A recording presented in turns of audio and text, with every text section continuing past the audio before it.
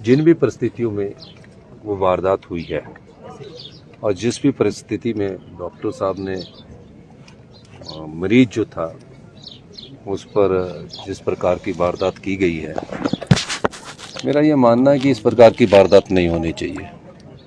हम हॉस्पिटल्स में जो डॉक्टरों की ड्यूटी थी पहले, हमारी सरकार ने क्या किया कि जो एसआर शिफ्ट करने डॉक्टर आते थे पहले 48 घंटे ड्यूटी देते थे।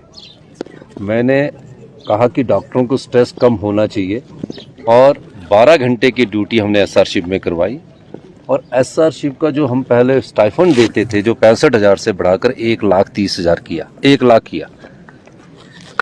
फिर जब 12 घंटे की ड्यूटी होगी, किन परिस्थितियों में डॉक्टर ने इस प्रकार की वारदात की है वो मैं समझ नहीं पाया। जब मुझे कल अधिकारी जो आईजीएमसी की जो डिसिप्लिन कमेटी उसने रिपोर्ट्स दी, उसके बाद मैंने कहा कि डॉक्टर एक ऐसा है जिसके पास कोई भी आम आदमी साधारण परिवार का व्यक्ति ये सोच कर आता है कि डॉक्टर मेरे लिए भगवान की तरह है और मेरे को उससे ये आशा होती है कि मेरा ये इलाज करेंगे और अच्छे इलाज करेंगे।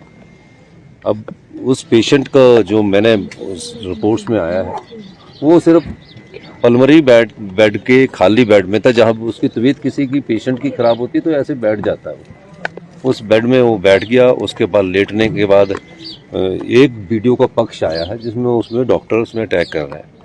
दूसरा डॉक्टरों ने भी कहा है कि हमारे पास एक और वीडियो है।